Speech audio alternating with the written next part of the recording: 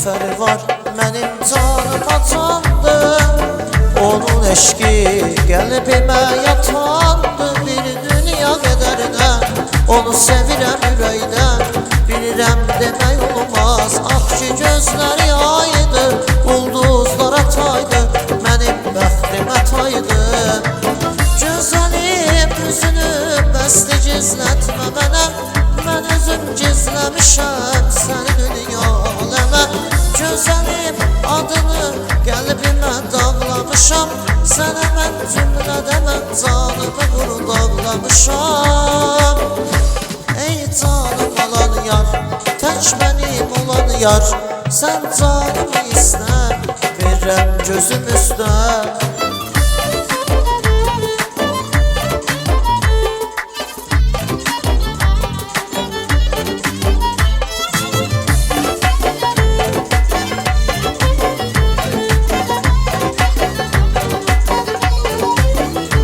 Biri var ürəyimdə mənim canım alan, onu gizləmişəm mən, cana gələr amandı. Adildən demək olmur, mənə candı nəfəsdir. Biri var ürəyimdə mənim dünyama bəsdir.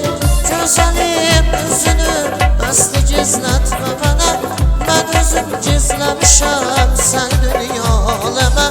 Gözəlim adını qəlbimə dağlamışam, sənə mən cümlədə mən canımı quru dağlamışam.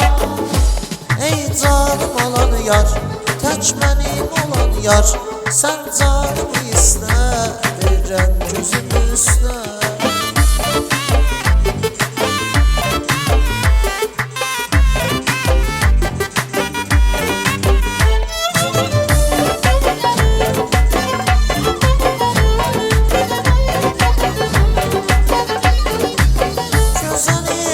Üzünü bəsli gizlətmə mənə, mən özüm gizləmişəm sən dünya aləmə.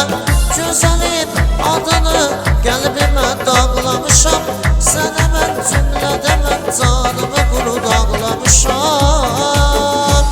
Ey canım alan yar, tək mənim olan yar, sən canımı istə, verirəm gözüm üstə.